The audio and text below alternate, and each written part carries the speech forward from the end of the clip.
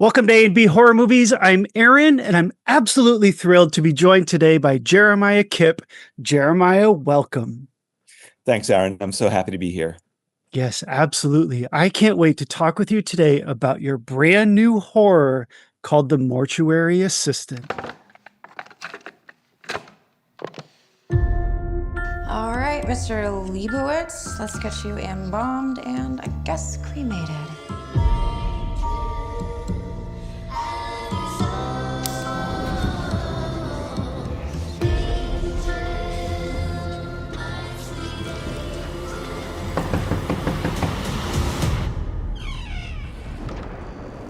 Is somebody there?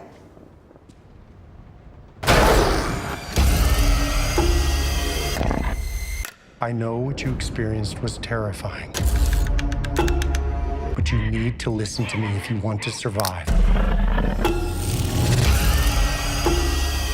The entity will do anything to gain control.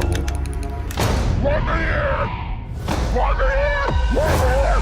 Let me in! I want this to stop. Please! To banish a demon to hell, you need to learn its name. Do I have something that you want? You need to get off the phone. You have to help me. I don't know what I am doing here. The demon knows everything about you. So what do we do? By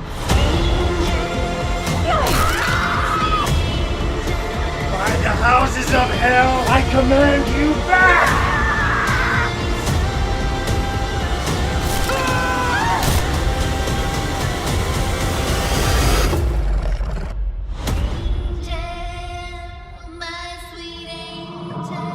I've watched it. I loved it. It's creepy. It's haunting. The supernatural elements in it are just fantastic.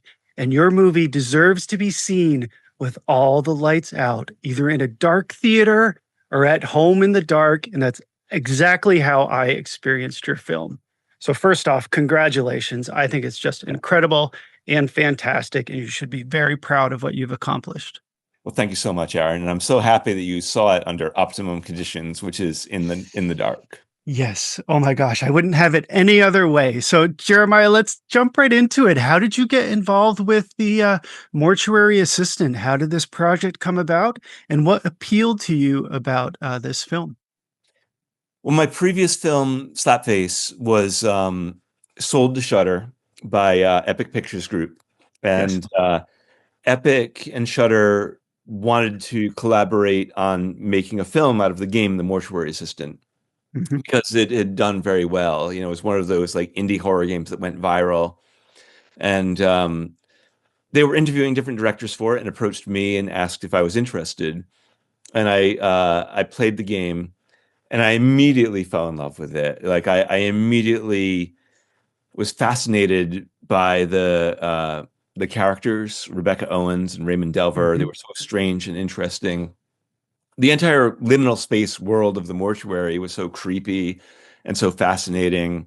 And then I think the themes of interacting with the dead, you know, and Oh my God, of course. our protagonist being a caretaker of the dead. Like the death is a universal fear. It's something that happens to all of us. And I think that we're inherently fascinated by the thing that we don't understand, like which is what happens to us after we die. And morticians just explore that taboo in such a rich and interesting and compelling way. So I just felt completely pulled into the world of the game.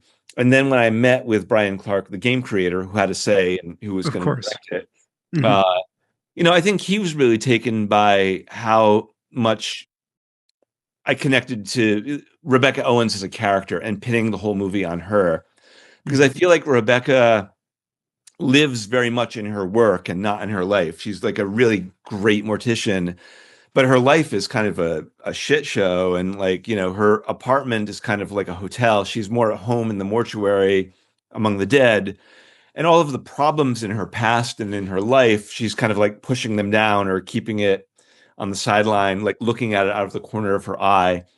And like the night in question in our film is the night that she can't ignore that stuff anymore because Riverfield's mortuary is a haunted place with It specters that sure bind is. themselves to you. And they use Yes. all of the ammunition of Rebecca's depression and her suicidal ideation and her addictions, and they use them to attack her from inside out, which is very demonic of them.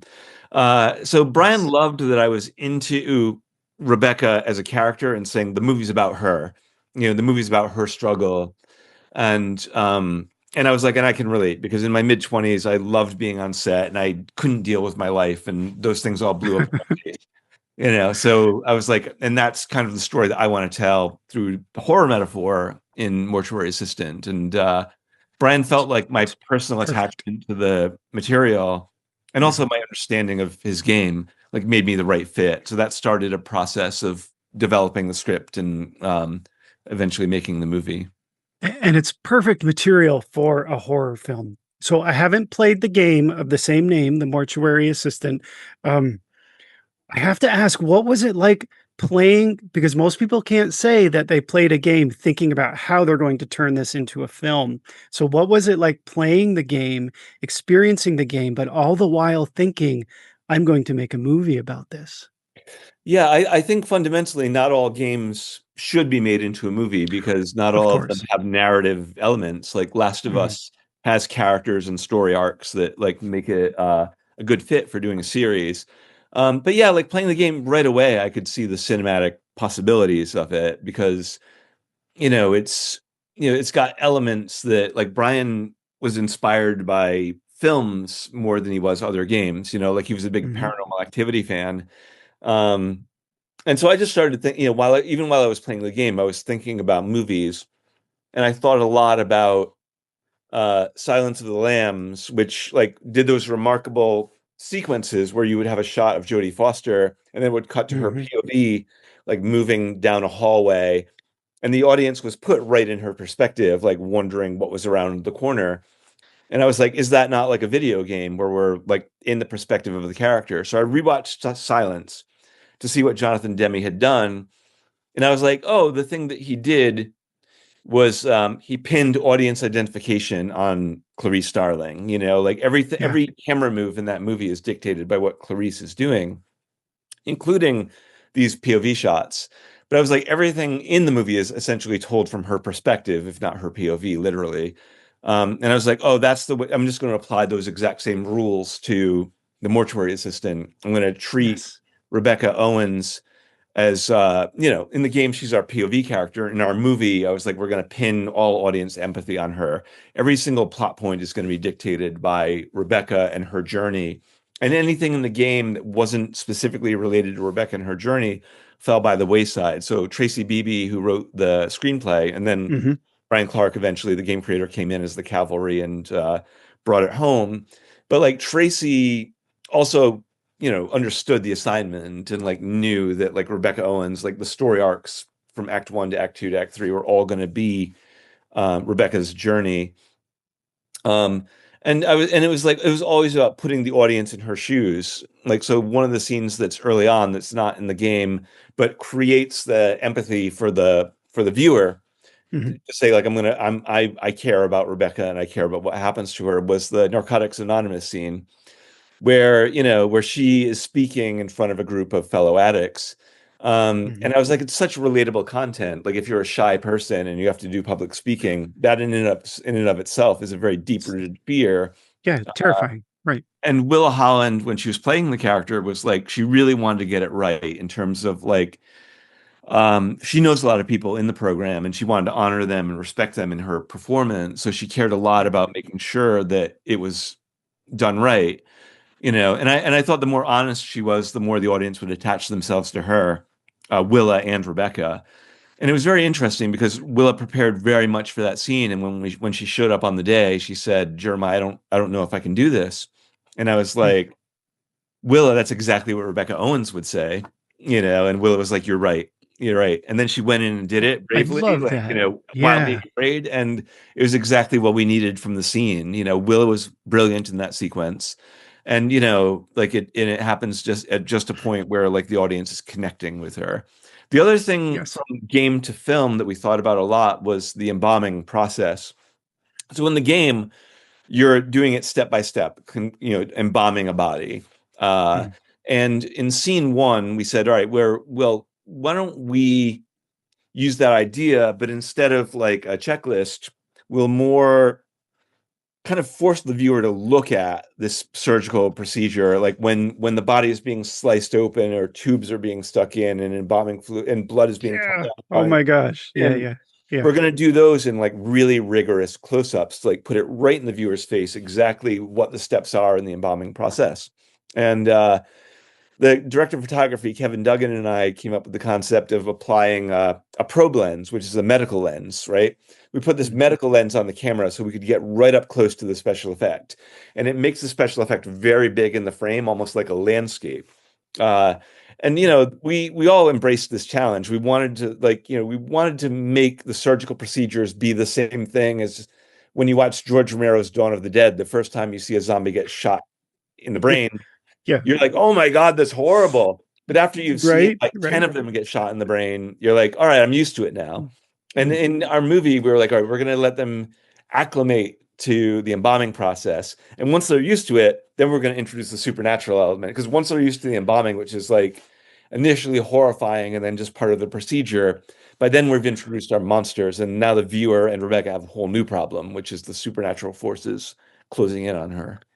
Yeah, and I must say the embalming is fascinating, hard to watch, but almost like an exercise in learning about what the real process is like. And the way you're Yeah. describing it is exactly what it's like for those who haven't seen the film. They'll know exactly what you're talking about when they do watch the Mortuary Assistant. And then, like you said, you pull the rug out from under the audience when the supernatural elements start to come into play and the demonic things at play, let's say. So no spoilers there. You mentioned Willa Holland, who plays Rebecca Owens, Sure. and she is just incredible. What a true talent. Yeah. What was it like casting her in the role and also working with her on the film? So our brilliant casting director was Allison Estrin, and we were all coming up with lists of people that we liked. And Allison was the one who thought of Willa Holland and said, like, what do you think of Willa? And I remembered that Mike Manning, who produced Slapface, had worked with Willa Holland as a producer and as an actor a couple years ago. They did a movie together called The Dirty South. It's not a horror movie, it's a crime movie, but Willa's the lead, and she's incredible in it. And, she has like a real emotional reserve that I thought fit the shyness of Rebecca Owens. Like the character she plays in The Dirty South is like kind of holds other people at arm's length and is a little bit difficult to get to know in a purposeful way. Like she's kind of got reserve. And I was like, oh, I think some of that could be applied to Rebecca Owens, not necessarily the standoffishness, but the shyness. Yeah. And so I spoke to Mike and I was like, well, what's Willa like to work with? And he spoke very highly of her and talked about her process as an actor. And then we made an offer to Willa and we talked a couple times over Zoom. And watching Willa create connections between her life and the character was endlessly interesting. Because Willa has been acting on movie sets since she was 6 years old. Like she was kind of denied her entire childhood because she spent more time on set as a child and as a teenager than she was in school meeting other kids, And so she felt like show business kind of gobbled up her, like, all the reference points that she would have liked to have had as a kid growing up. Like she was just part of the Hollywood system working on big TV shows with like hundreds of dudes in baseball caps standing around her pointing lenses at her, and she was like, yeah, I felt like I wasn't even really able to engage with reality in a certain way. And like, as she's gotten older, it's like what she wants to do more than anything else is like engage with community and make friends and like actually engage with other people. And I was like, oh, wow, that really is an interesting take on Rebecca Owens because she's more comfortable around the dead. than she is with the living, because the living are complicated animals who are potentially dangerous. Yes, right. And And they Willa talk had some back, of right? that. Yeah, Yeah. that's right. The living talk back and the dead do not, or they shouldn't, except when they. In most cases, yes. So Willa really understood those aspects of the character without having to act them. It was just kind of inherent in her personhood. And I was Yes. like, wow, it's like it'll make her really, really good in this part. And then, once she showed up on set, it was kind of like we held hands and did the trust fall together, working on this dark, weird movie. Yeah. And like the first week of production was essentially her dealing with the dead and learning how all of the tools worked. Like, and by the second week, she knew a lot about mortuary science, where she had the trocar and she's like, all right, if I stab it into the stomach, I'm gonna have to dig it, I'm gonna have to move it around a little while to Yeah. find Oh my the gosh. incest, Yes. And like I was like, wow, Willa really learned quick, like how to operate these tools. It was pretty great, it was really great watching her inhabit Rebecca Owens. Oh, for sure. And she's perfect in this role. And she, Yeah, maybe sure. it's a second calling, mortuary science. Something for her to think about. I also want to talk about John Adams from the Adams Family, Oh, I who love John. plays her father. It was such a nice surprise to see him appear in your film. I'm a huge fan of him and what he's done with the new film out called Mother of Flies right now is fantastic. I love Hellbender, another film of theirs. What was it like working with him, and how did he get involved with the project? Well, if Tom Hanks is America's dad, then John Adams is surely the horror genre's dad. Yes. Oh my gosh. So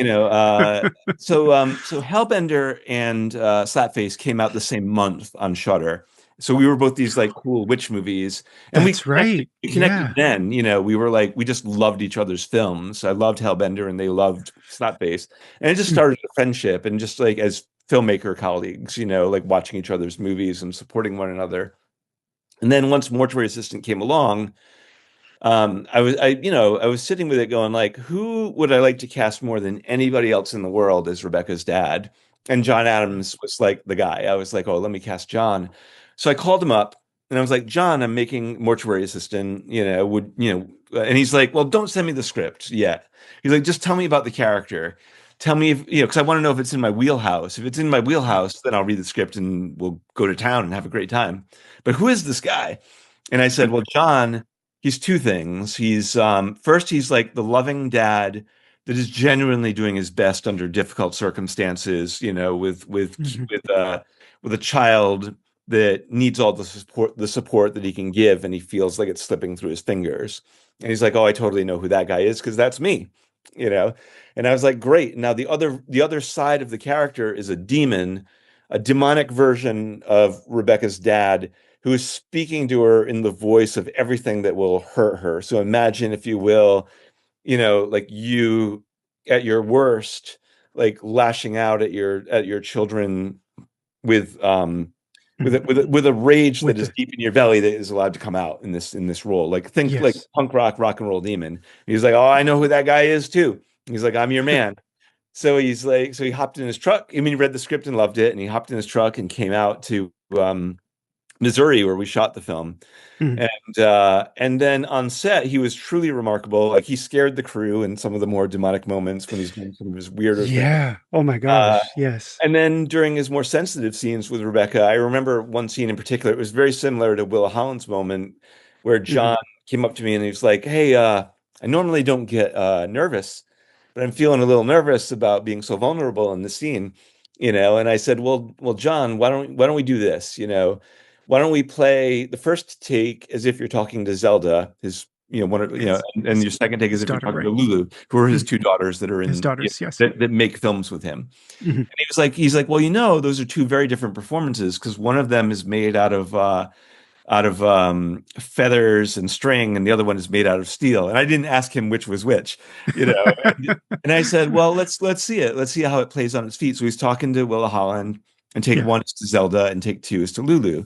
And then when you watch the movie, most of the scene is played to Zelda, and then the button on the scene, the final beat, is played to Lulu.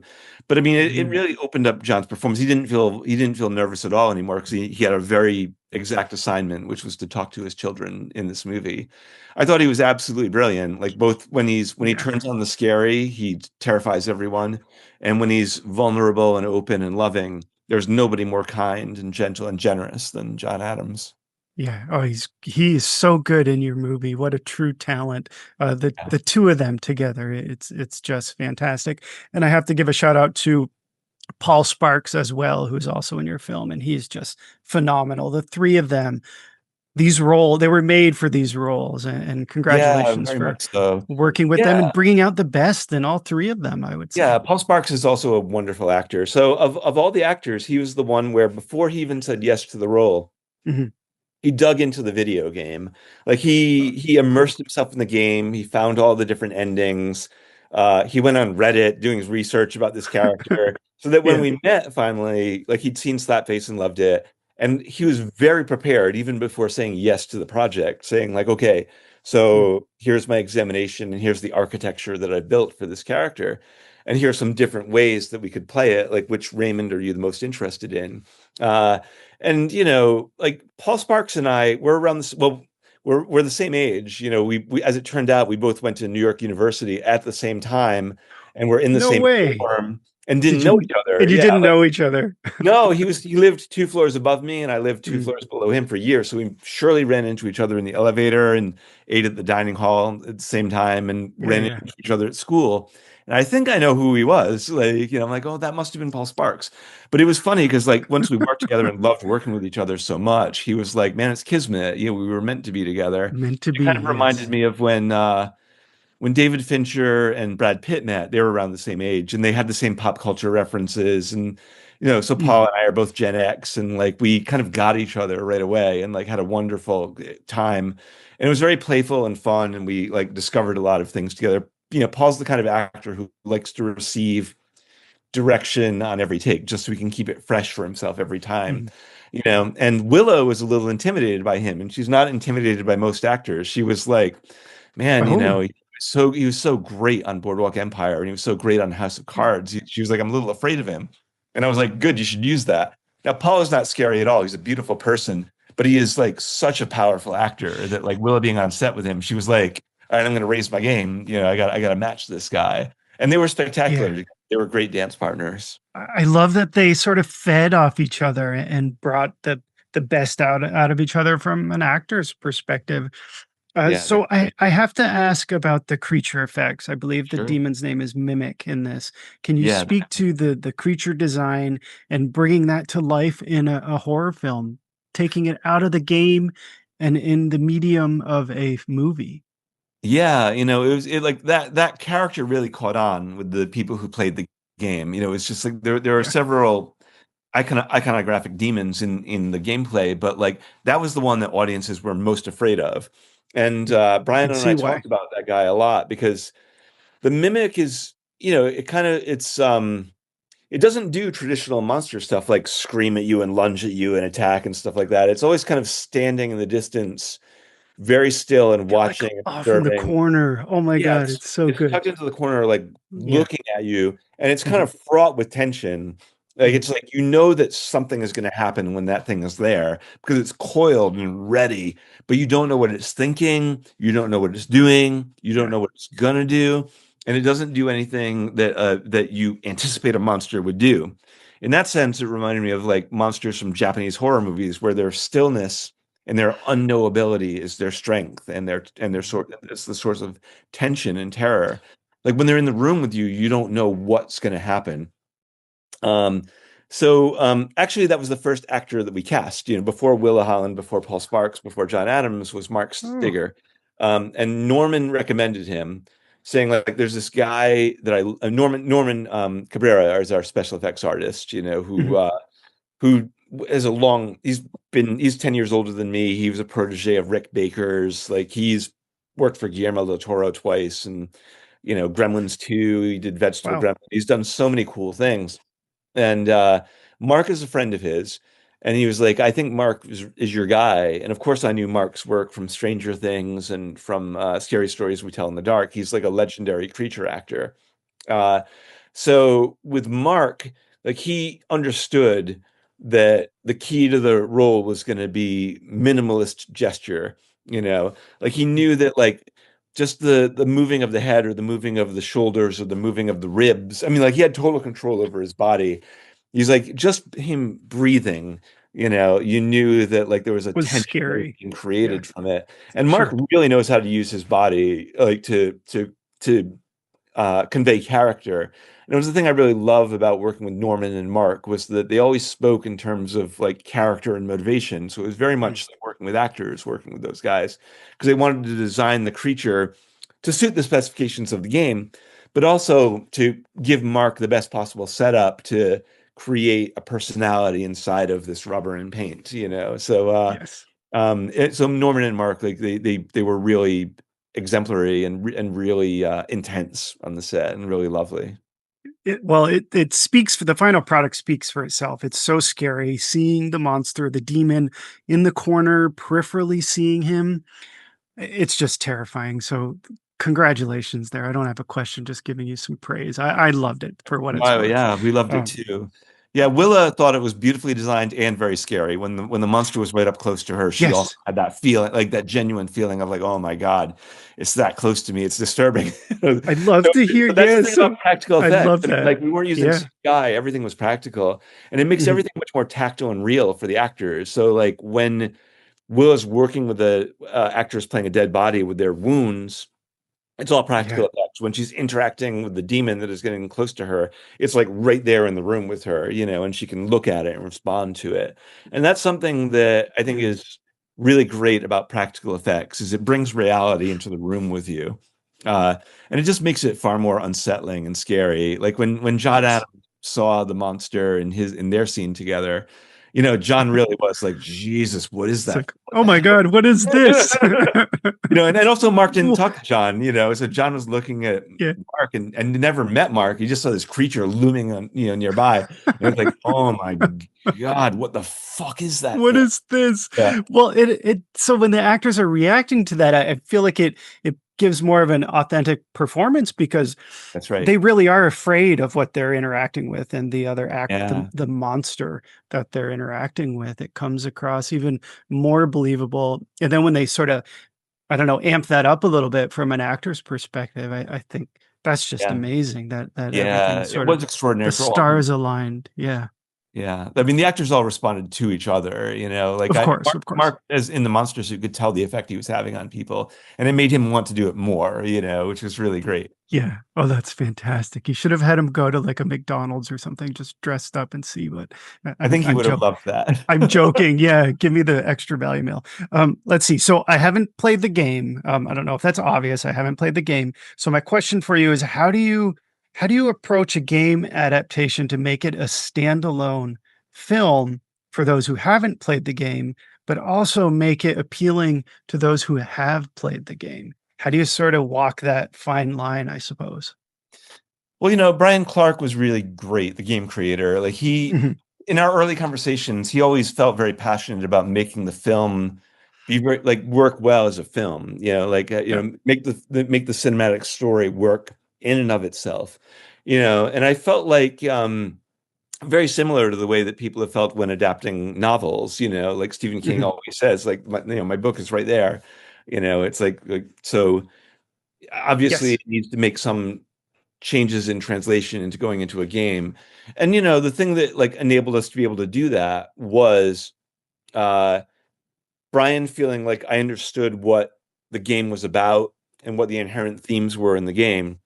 And then, I did think a lot about the way that you adapt a book, when you're adapting something into a film. Like David Lean, when he adapted Charles Dickens novels, which are really thick and dense, Oh, yes. he would say to himself, like, what are 10 scenes that are essential? 10 things that we absolutely need to happen. And Mhm. then we'll string together those pearls, and it will feel like Oliver Twist and it will feel like David Copperfield and it'll feel like Great Expectations. And I think Tracy Beebe was really smart when she was writing the scripts. Like she also understood the iconic elements of the game and like made those our heavyweight scenes, and then used character detail to support the scenes. And the character detail would never contradict something in the game. It would always be informed by something or intuited from something in the game. And then we would show it to Brian Clark and make sure that it was like accurate to the world that he'd created. And because he felt like he and I were on the same page, we didn't really have any conflicts. We had a lot of agreement and a lot of like yes and just finding stuff together. Now, the next phase was working with the director of photography and the production designer. Kevin Duggan was the DP, and Chelsea Turner was the production designer. Those were the first two crew that we hired, our department heads, because Kevin and I studied the game and said, like, okay, what are some of the image? So when we're constructing our shot lists for scenes, this film was very much made like a Hitchcock movie where we planned it all in pre-production and then executed it on set. Okay. We were like, well, what are the elements? What are some of the visual touchstones of the game that we want to make sure are included in the story? And then kind of like when Tracy wrote the script, we were like, and then what are the dramatic underpinnings of that will support those iconic moments from the game? And I think that as long as you have the dramatic underpinnings, which are the story, meaning, anybody who hasn't played the game just wants to watch a good story, and they want to see Rebecca Owens go through her journey and come out on the other side or not, and it was like, okay, so presupposing a movie viewer, like we want to include these elements from the game, but we also want to make sure absolutely that the person who is unfamiliar with the game knows all the different story points in each act. And then with the production designer, Chelsea, it was like, okay, so let's take a look at the game. And now we're going to create a blueprint because we have to translate this into three-dimensional reality. And we have to be able to put a camera in there. And some of the time we're going to build like mechanics, kind of like Everything Everywhere All at Once, where like Willa will be inside of a machine that we're building, essentially like an amusement park ride that will move her through the space when she's possessed and is being controlled by something else. So, while we were building a set that was true to the nature of the game, we also needed to be mindful of cameras and rigs that we were building inside the set and made sure that we had the space and the options to build something there. And that was a really fascinating process. It was both understanding the elements of the game that were essential and then understanding the filmmaking techniques that we were going to apply and building them inside of the thing. And Kevin and Chelsea were both very art savvy and creative in that way, but also technical savvy, and they were building amusement park tricks in a way. Yeah, no, that's amazing. So it's like the essence of the game. You have to capture that, but That's then right. also think about, the three-act structure of a film. Right. What are the plot points? What are the big moments? What are the hooks? And then telling the story from that perspective. It's fascinating the way you're describing it, but also very complicated at the same time. Sort of a juggling act, I guess I would say. It was a juggling act, and we were in development for like 2 years before we shot it, and a lot of that time was figuring out. Oh my gosh. Yeah, it was a figuring out process of like trying to translate game to screenplay to principal photography. We just wanted to make sure. We really wanted to get it right. And that involved like making sure that the script was able to accomplish those things, which was to make it true to the spirit of the game, and also like make it an enjoyable experience for viewers like you, who I was endlessly thinking about, because I wanted to make a film that people who played the game could watch and go like, oh, this feels like a beautiful expansion of the game. Yeah. And then for people who never played the game, which is, a bunch of horror people. Yeah, of course. Movies, they're going to watch the movie.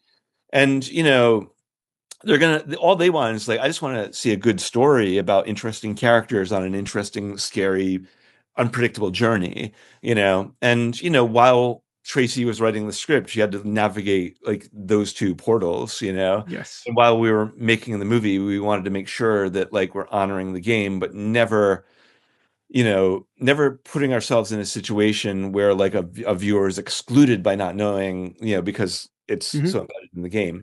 And then the dark art of that is like, you also don't want to spell things out so much for the viewer unfamiliar with the game that they feel like they're getting endless exposition and are being bored by it.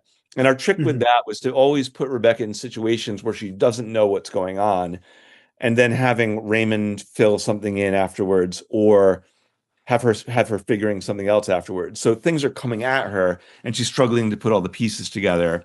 And then even when Raymond is there, various things are preventing him from giving her all the information, And that always keeps the viewer in a situation of like, all right, I know this little bit, but now I got to be with Rebecca and figure out the next piece. And that just felt like narrative storytelling, like for a movie that was honoring the game, but also needed to honor also its own dramatic setups and payoffs. Yes, exactly. So I do know a little bit about the game. I know it's told in first person, sort of a first person experience. And I feel like the way you approached the movie is that it's similar to that, in that the audience is going through exactly what Rebecca is. So as she experiences, something unexpected, the audience is experiencing it right at the same time with her. And I think that's very effective in your film. So nicely. Yeah, you could do a reverse version of like how would you turn Silence of the Lambs into a video game? Because it like you would just imagine Absolutely. like putting the player in Clarice's shoes in different environments, Yes. So I just did the reverse. I was like, okay, I'm going to take the video game out and like apply the rules of Silence of the Lambs, which pins all of its story on Clarice Starling. I love that. Yes. I didn't think about that watching it, but now that you mention it, I think that's incredible. So let's see. I like to ask directors if they could describe their film using other films, like Alien meets Predator. I'm sure you get this a lot. What films come to mind for the Mortuary Assistant? Silence of the Lambs meets Fede Alvarez's Evil Dead, because it has the procedural elements of Silence of the Lambs, like where like, Clarice indeed has scenes where she's, working with dead bodies in that film, and Fede Alvarez's Evil Dead, the deadites are coming at you in a very dark, strange environment and you can't get out, So Silence of the Lambs meets Fede Alvarez's Evil Dead, which is a movie that I also really loved and we used as a reference. Yes. Oh, it's such a great movie, and I'm looking forward to the next Evil Dead. I think it's going to be awesome. At least I No, hope. they've been attaching consistently great directors to these new Evil Dead movies, Yes. because Yeah. Sam Raimi started it all, and he's one of the great geniuses. But I Mhm. was very impressed by the sequels. I was, these new incarnations of like Evil Dead movies, because they keep bringing the best directors on, who have like amazing points of view. Yes. So I mean, Oh I'm my here God. for the next one also. I completely agree. I can't think of the French director's name at the moment, but his spider movie, I think it was called Infested, was so over the top and Wow, yeah. just awesome. I can't imagine. I can only imagine what he's going to do with the Evil Dead material. So So excited. Yeah. count me in. I'm so excited too. I do want to say quickly, I love Slapface. I got a copy of it right here. I'm all about physical media. I don't know if that's obvious. In fact, when I first reached out to you, I wanted to talk about Slapface. So if you'd ever want to come back on and talk about Slapface, I'd love to pick your brain a little bit about this. I'd be But honored because I love that movie. Yeah. it's so good. So I have to ask you at least one question. Sure, please. What was it like working on this? And did you ever imagine that it would have such longevity, that there would still be fans discovering it today and that you'd still be talking about it years later? Yeah, One so more time. Slapface was it was, like it wasn't my first feature. It was feature number 6. But Yes. it in many ways felt like my first feature, because it was the first time that I'd written and directed something that felt personal. In many ways it was about where I grew up, Right. and it was a story that I'd always wanted to tell. So I'd been trying to make that movie for many years before we actually got to do it. And Mike Manning was instrumental in getting the financing together and us being able to go out and make it. And the way that it happened was Mike was looking for, because he'd seen movies like Hereditary and The Witch, and he was like, I really want to find something that feels like a domestic family drama with supernatural elements in it. And Yeah. when we found each other and he read Slapface, he's like, oh yes, I think that, this is what I want. Mm. So we went out and made the movie, and I didn't even, like we were making, I remember being on set for Slapface and saying to myself, I was like, I don't know if anybody else is gonna like this movie, but I know that I love it, and I know that no matter what, Yes. I'm telling a story that I want to tell. Mhm. I haven't had a chance to make a personal movie yet, so I'm going to put everything I've got into this one. And if nobody likes it but me, I'm going to just accept that. I'm just going to say, like, I made this movie so that so that I could feel fulfilled. But I also did wonder, I was like, yeah, but surely I can't be alone in the universe. Hopefully other people Of will course, right? guide it. But you never know, Yeah, and then sure. we put it out into the world. And I was extremely grateful, like just having made the movie was enough for me. So anything else that happened after that was like kind of a cherry on top, or like just an extra bonus. But then to see it, to see audiences connecting with it and seeing it win audience awards and connecting with, critics, and Mhm. having a really wonderful festival life, and then having a whole life on Shudder, and then internationally, it really meant the world to me. I was like, oh my God, like this film, that this film has spoken to others just as it spoke to me, and it really was very moving that that's what happened. Now, Mhm. again, and to bring it back to Mortuary Assistant, like Slapface got me the job on Mortuary Assistant also. Like I would not have been considered, There's that, yes. like they, no producing it would have known who I was. Like they all knew me because of Slapface, and Mm.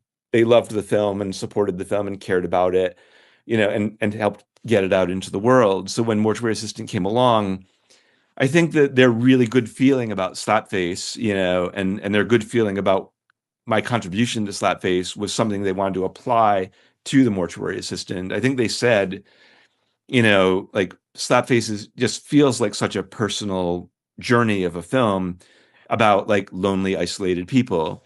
And the Mortuary Of Assistant course, is yes. very, for Brian Clark, was a very personal journey about lonely, isolated people alone with the dead. And Brian said it very beautifully, because Mortuary Assistant, I felt like I became as close to it as I was to Slapface.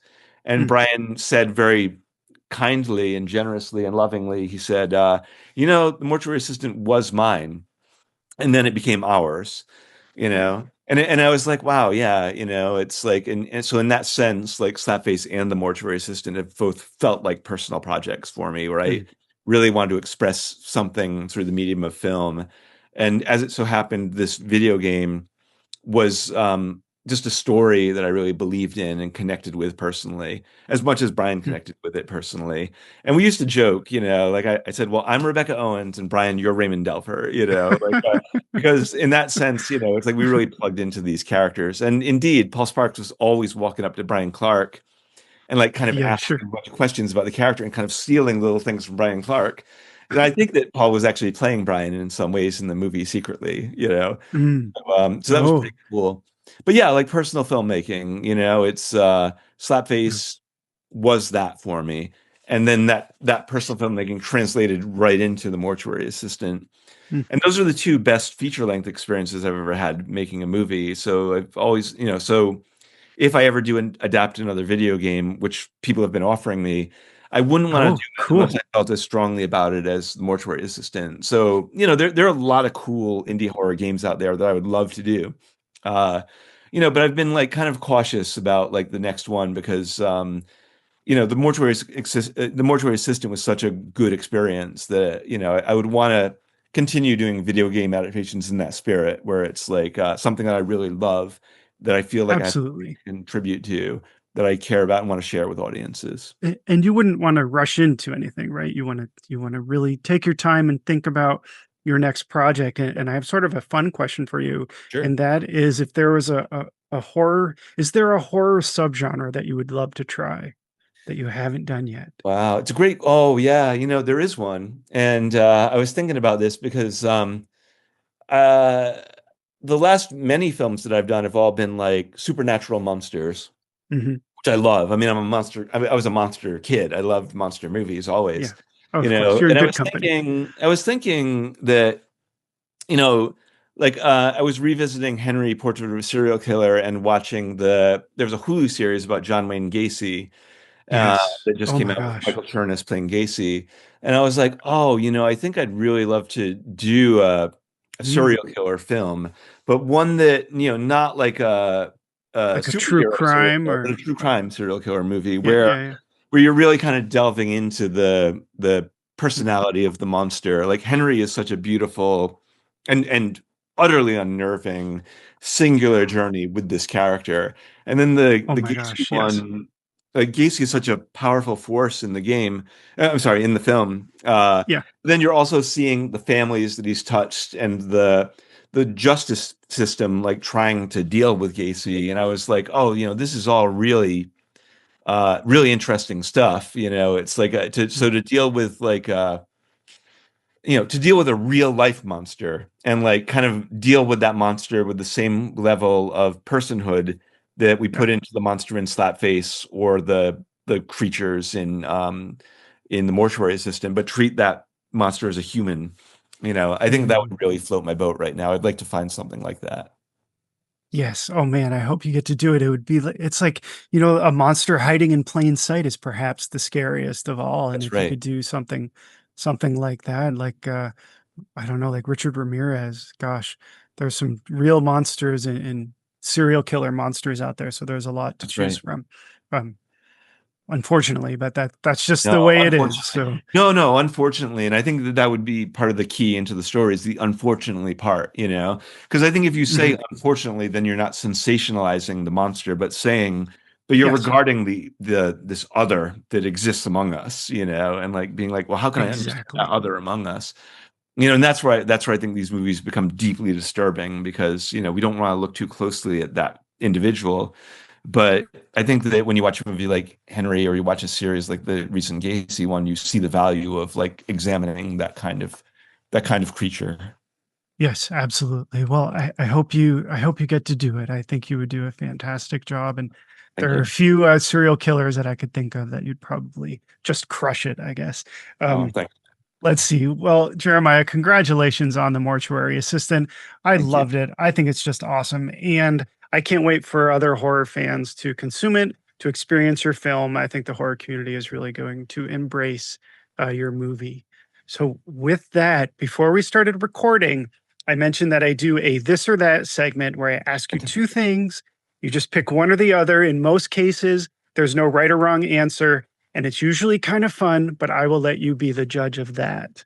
All right, I'm here for Let's it. see. Let's do it, man. The first one I have is Resident Evil from 2002 or Silent Hill from 2006, two video game adaptations. That is. I mean, you've started with a very challenging one. The big because, ones, yeah. Yeah, because Resident Evil has the scene where the laser beams slice the guy into cubes, which is iconic, and then Silent Hill Yes. has such a powerful mood and atmosphere. But I think I'll go with Resident Evil. I think I'll steer in that direction, just because I think that Paul W.S. Anderson made a propulsive movie that like is always on the go and has some very scary, interesting scenes. And the zombie dogs, man, they're so good. So It's creepy. what nightmares are made of. Yes, absolutely. Okay, I've got Hannibal Lecter or Norman Bates. My God, you are asking some extremely tough questions. You're not softballing it, are you? Oh my gosh. Because Hannibal Lecter is like, as played by Anthony Hopkins in Silence of the Lambs, I thought was just pulls you into Oh my God, his brilliant. Yeah. strangeness, while at the same time being a very good doctor. But Norman Bates, is just like he seems like the ordinary all-American boy, but then that takes a turn. It's a tough challenge, but I think I'll go with Norman Bates, just because in the spirit of the killer hiding in plain sight. Because like Yes. like when she meets him, he doesn't seem like the monster, and then it takes the turn.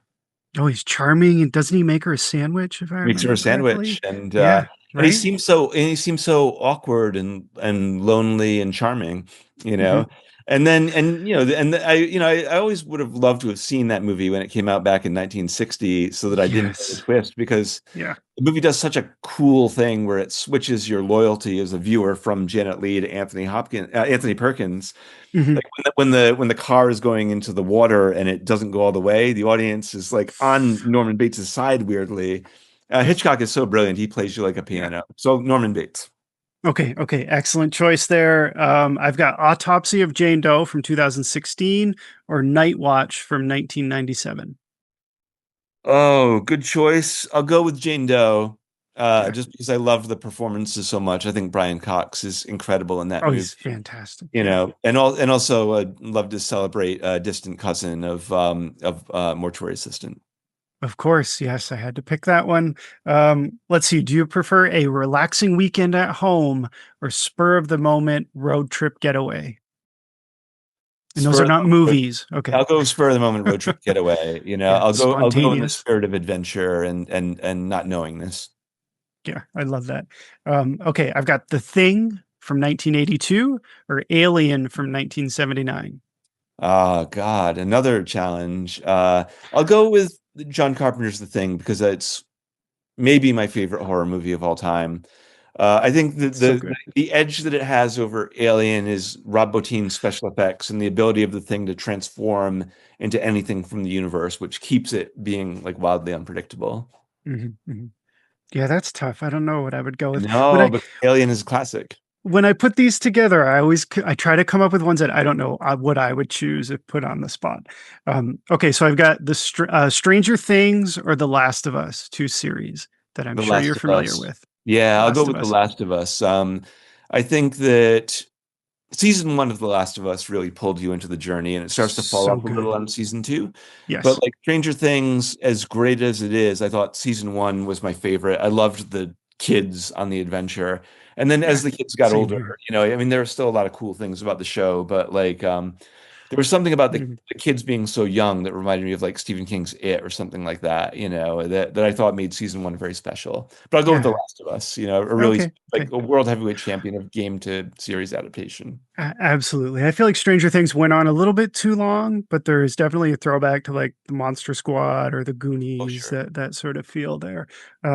Okay, I've got some 90s films here with Cemetery Man from 1994 or Dead Alive from 1992. Oh my God, what are you doing to me? These are so tough. Uh, I think, yeah, because when you said Cemetery Man, I was like, well, what could possibly beat that? Because it's such a great movie. But I think I'll go with Dead Alive because when the priest comes in and says, "I kick ass for the Lord," Oh my you know that gosh. that movie can Yes. is anything is possible. And there's so much like mayhem and carnage that is unparalleled in horror cinema. I So love that movie. a narrow win for Dead Alive. Dead Alive's a little bit more fun. I love it when Paquita's character says, "Your mother ate my dog." Mhm. How often can you have that in a film? Uniquely Um, itself. let's Yeah. see. Yeah, just a few more. I've got Evil Dead from 1981 or Evil Dead 2 from 1987. Evil Dead 2. You know, Evil Dead 1 is so scary and good and like a model of low budget ingenuity.